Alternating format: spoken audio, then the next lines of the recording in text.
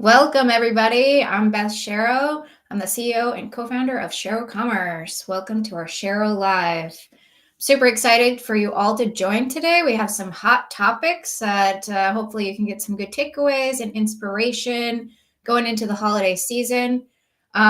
We were just in Chicago meeting a client called FedSig, so we had a great on-site with them. And next week we'll be in Chicago again for Retail Summit, so super excited about that.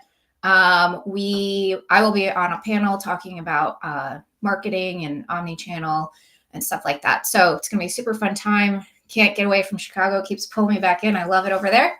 And we have a guest from our team, Jana, that's gonna be coming in and talking about her thoughts on these hot topics and some of the things that her clients are doing. So again, welcome everybody. Let's get started. Let's bring Jana into the conversation. Hi, Jana. How you doing? Hi, Beth. I'm good. How are you? Good. Welcome back. For all the new people joining us, I would love for you to give an introduction to yourself so people understand your background and what you do at Shero. Yeah, absolutely. Thank you. And thanks for having me back on the live. I'm Jana Braswell. I'm an account manager here at Shero Commerce. I live in Southern Missouri, and I'm in my big sweater today because it snapped freezing like in the last 2 days, which is wild because we were having like pool weather last week and now it's actually frigid out. But yeah, as an account manager, I work with our clients very closely. I try to understand all of their needs and help advocate for anything they may be needing, and just ensure that our partnership is really healthy. But I work with a lot of different clients across many different industries. So I'm excited to talk to you today about some hot topics that we're seeing that affect different clients in different ways. And yeah, so thanks for having me back, and I'm excited to talk to you. Awesome. So, the pressure's on for many clients. It's 43 days out to Black Friday, Cyber Monday. We're all pushing hard to get to that goal, right? I know you had some thoughts and ideas around this. You still have time to get ready. I mean, there are a lot of things still to be done and things that you can implement fairly quickly. Yeah. I want to dive into that topic Yeah. to get started. I know, there's always so much to learn and continue to improve here. For But sure. what are your thoughts on that topic? Yeah, for sure. And as you mentioned, we're 43 days out. There is still time, but we definitely want to talk about Black Friday, Cyber Monday. It is like the biggest hot topic right now. Really, when we were thinking about it, though, a lot of our clients and a lot of companies, across all industries are seeing that 2024 has kind of been, revenue's kind of been down this year, just across the board.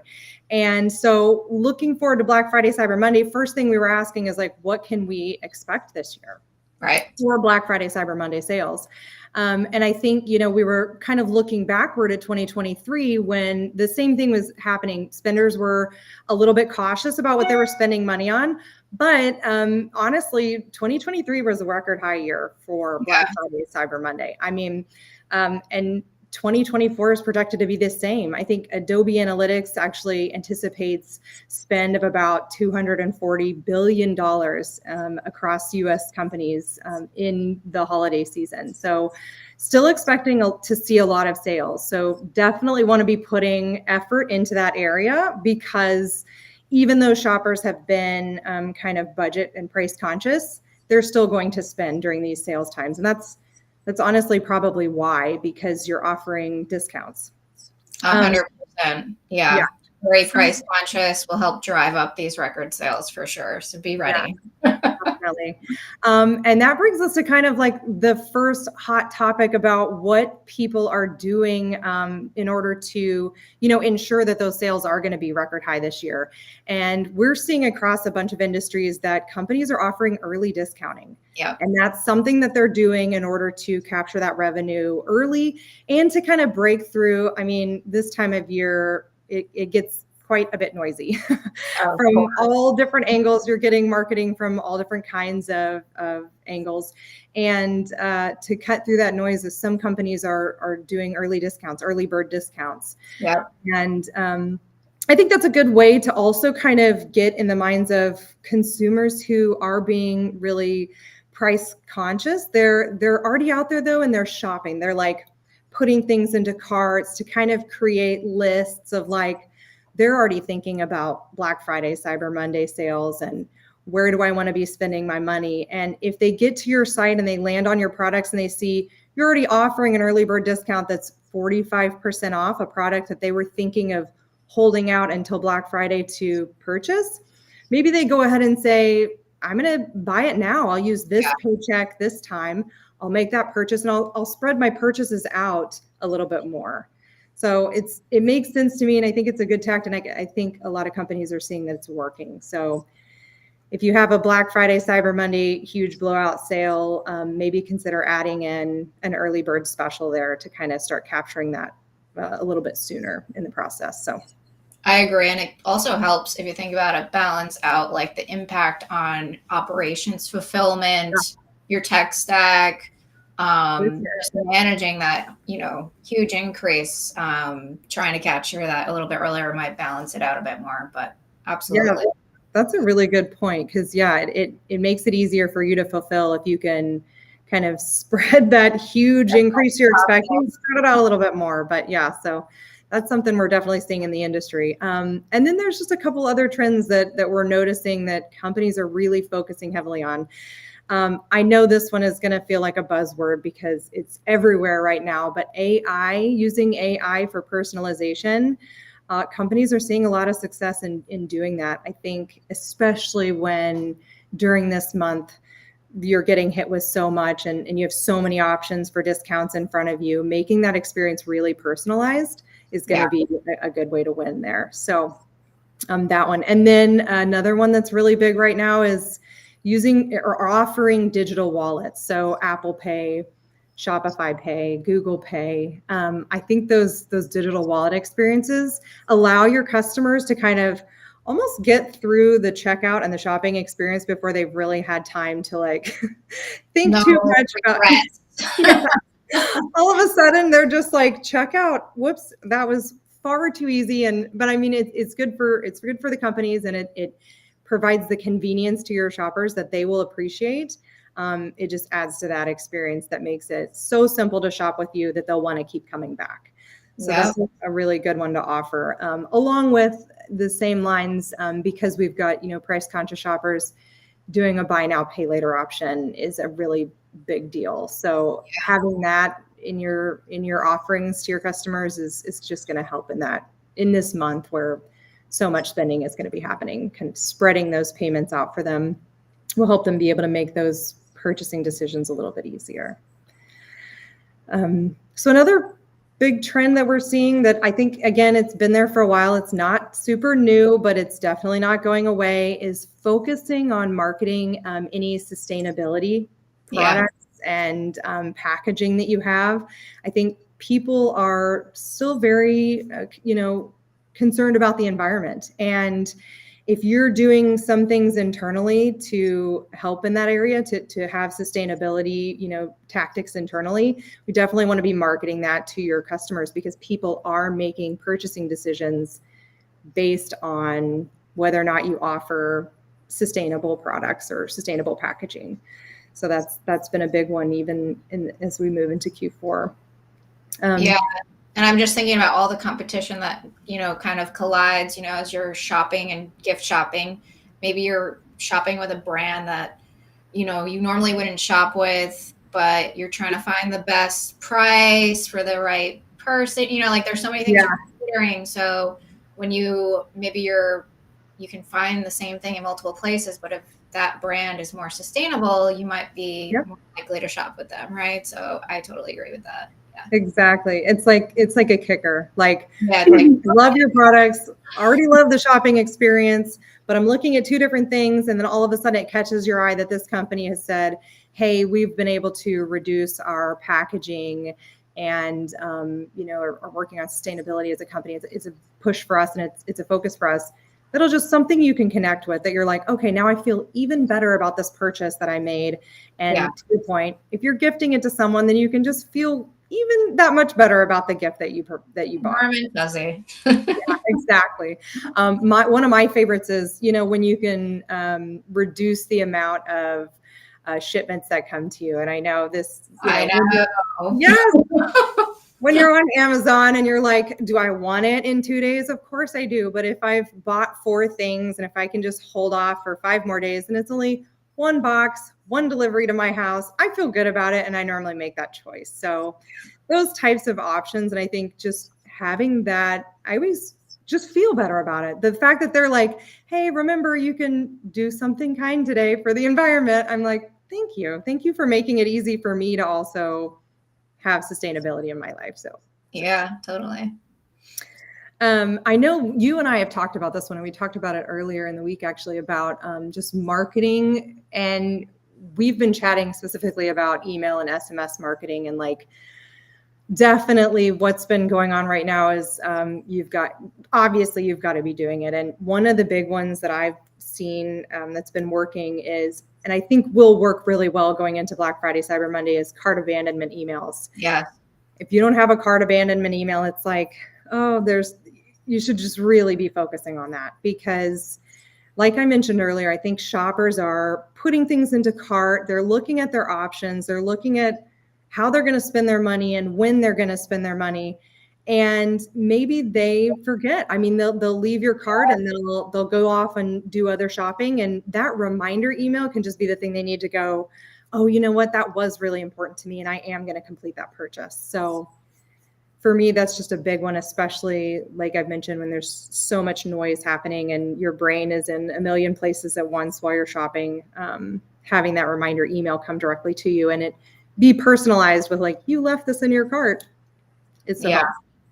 Yeah, I mean, I've also heard or seen research too, like adding a coupon to that abandoned cart email really helps a little bit.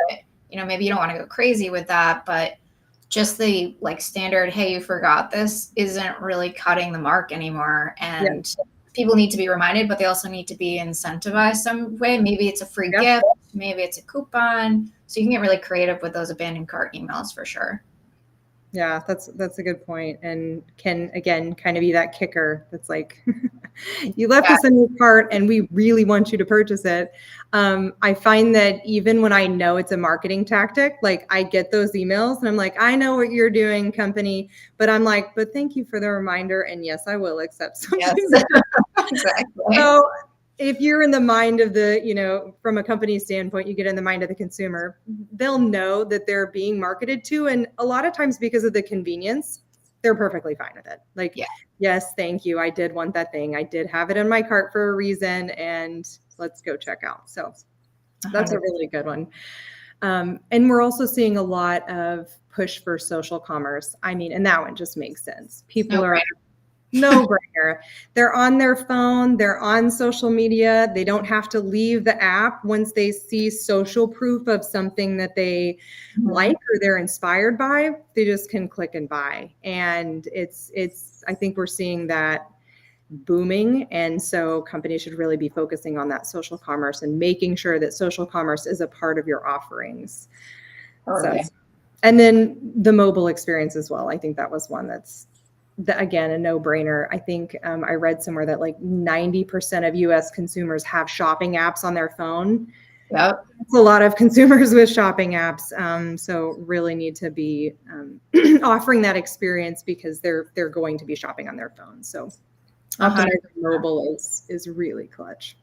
Yeah, and I think a lot of these things really kind of go back to the basics of creating like a frictionless experience for the customer, right? Like make it as easy as possible. Like they shouldn't even have to think about it. So back to basics in some ways is really always important to think about in these situations as well. So definitely. And I think these are good tips for year round, but definitely during a season where people are going to be shopping like in a frenzy. And to your point, the frictionless experience needs to be there so that they can do that frenzied shopping and have no pain points or sticky points in that process. It's just easy going. So For sure. That's good. All right. Well, we talked a lot about Black Friday, Cyber Monday. I think we covered it. We covered it. But I am actually very sensitive to the fact that as an agency, we work with a lot of companies who are in industries that aren't really focusing heavily on Black Friday, Cyber Monday, because it doesn't fit their business model. Either they're, heavily B2B, or they're in some kind of industrial equipment, or, machining or manufacturing. And if you have like a higher priced item, discounting it during Black Friday, Cyber Monday, when people are doing a lot of that like consumer goods shopping, it doesn't make a whole lot of sense. I mean, you do slight discounts, but that's not where you're going to be making your booming sales. So kind of been talking to those clients and figuring out like, what are you focusing on in Q4? What should be the focus for Q4 if you're not doing the Black Friday, Cyber Monday craze? We definitely, I feel like enough people don't talk about it. Yeah, right? You get to this time of year and it's all like consumer goods, like beauty products, and you want to talk about clothing and products for kids and personal electronics, which all of those industries are going to see a lot of sales in Q4, and they're going to benefit from all of the things we mentioned above about social commerce and everything. People aren't buying industrial equipment on social media. So it's like, we definitely want to give those clients the love and support they also deserve during Q4. So kind of topic number 2 is like, what are we working on with them, and what can they be focusing on in Q4 so that they're not just kind of sitting on the sidelines watching this holiday shopping party happening. You want to have FOMO. For sure we'll have FOMO. So we want to help them feel like, hey, we've got exciting things to work on too. And I think one of the pushes that we've been recommending is focusing in Q4 on, your existing customers, and increasing the lifetime value of your current customers. Yep. So really focusing on, because like I mentioned, we're in a time where there's just going to be a lot of marketing noise, and top of funnel activities are probably going to be lost in the fray. So it's like right now, it might be more cost effective and beneficial for the company to look at customers who are already purchasing from you, who are already loyal, and leaning in heavily there and offering, loyalty programs or membership programs, or getting them on subscriptions. So those areas where you can really increase average order value and lifetime value of your customers, those can be activities that you work on in Q4 while the holiday craze is happening. So that's something we have been working on. And one client in particular who we love working with, and we've been working with them for several years, is Vienna Beef. I've personally been working with them for 2 years now. Love the team there. They're fantastic to work with. And they have, they will have some kind of holiday offerings. I think they're going to, have some special incentives or something, but I don't want to give away anything they're going to be working on.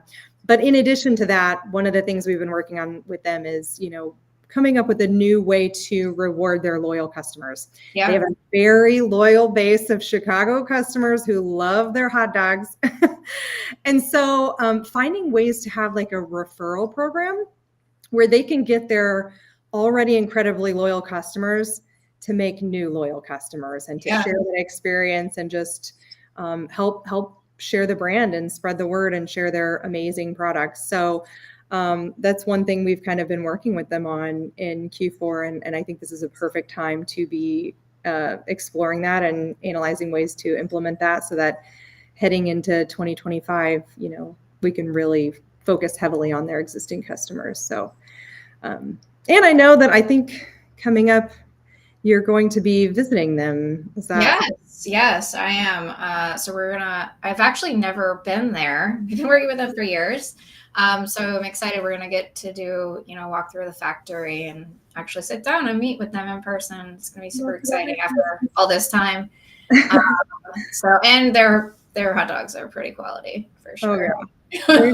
They for sure are. I've gotten a couple shipments, and one of our sons is so obsessed with it that we've got relish. I have like stacks of relish. So their relish is one of our favorites. And then we were a loyal customer so much that we actually received some free product last time we ordered and got some bucket hats. We got some bucket hats for the kids. So love it and love working with them. And I'm excited that you get to go tour their facility and hopefully taste some of their delicious food. So absolutely. That's awesome. Okay. And then the last hot topic that I kind of had to chat through was about other ways that companies can be focusing on other things companies can be focusing on in Q4, and particularly a couple of our clients that are in those like kind of more industrial machining and industrial equipment industries, what they're focused on. And so I want to talk about two that I adore working with. We've got Just Right Safety Group, and we work on their site. And right now what they're focused on is really just improving their user experience.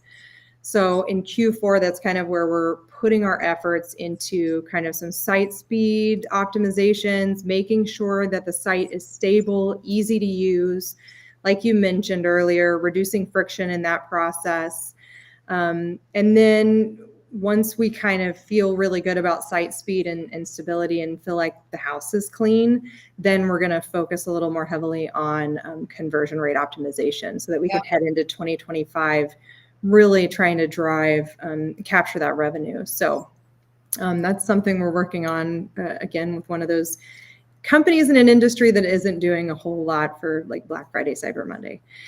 And then let me just add one thing to that, because I was just with FedSig, and I think we have a couple of other businesses like this, where sometimes the website ends up being like on the back burner because they see it as just like such a small part of their business, interestingly enough. And now they're like coming back around and they're like, whoa, hold up, we need to refocus on this and make improvements. So I think it's just interesting how someone thought it was like cool to have a website, so they built it a few years ago, and now they're like, wait a minute, we need to capitalize on this, Absolutely. So they're doing these optimizations and things like that. So it's just interesting to see how trends come and go.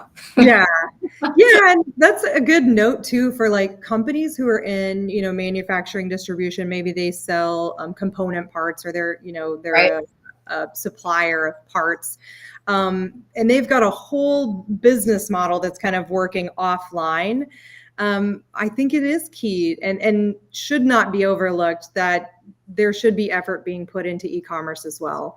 I think, even those types of activities that they're doing offline, bringing those online so that even if, that it's not the same experience from a user experience, you have like kind of some back of house B2B operations running behind, but allowing your team to work in one space and really make the most of that e-commerce website is, I think, a really big push that's going to be a trend for years to come. And companies like FedSig and Just Right should continue to focus energy there. So.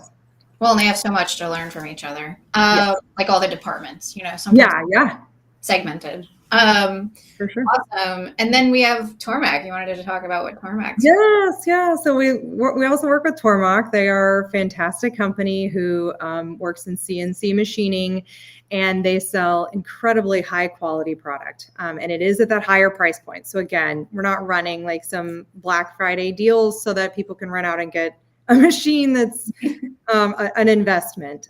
So anyway, things we're working on with them are similar to, Just Right. We're improving user experience on the site.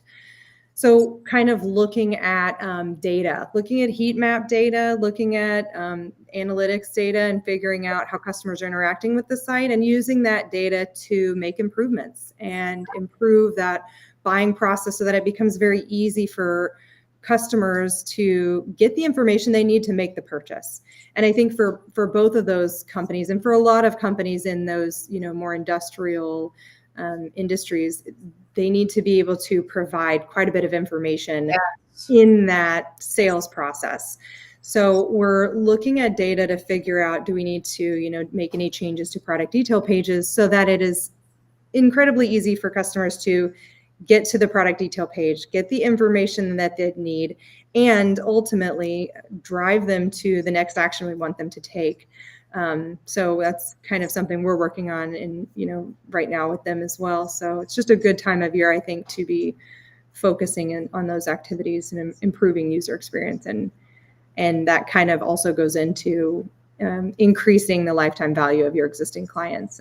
So this kind of go hand in hand for companies that aren't so heavily focused on holiday sales. Absolutely. And also, like, we've seen this trend where B2B or manufacturing industrial wants that B2C experience. Yes. So I think we're seeing a little bit of that play in here as well. They're like, oh, but we want it to function like B2C, but they 100%. are just to realize that, and we're making those shifts. So it's good to see that things are evolving and improving, and it's great working with them. Yeah. So they're all great companies, and we really love working with them. And so happy to help them improve their experiences for their customers so that they can win. Awesome. Well, thanks so much, Jana, for sharing that. Do you have any closing remarks before we wrap up today?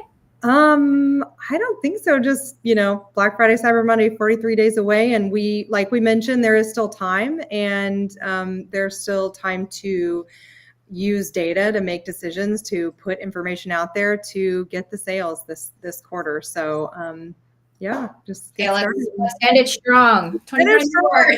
You're strong. Yeah, absolutely. Well, thanks for having me on, Beth. Thanks, Jana. I appreciate you, and thanks for all the information. Thanks for everybody that's joined us. I hope you have a bit of inspiration, maybe something that you can actually go implement before those 43 days are up. Just to wrap it up here, once again, I will be at Retail Summit with a number of our team members in Chicago on October 22nd, and I'll be moderating a panel on omnichannel and digital marketing. So super excited to be there. Thanks again for joining us, and I'm Beth Shero. Always be learning.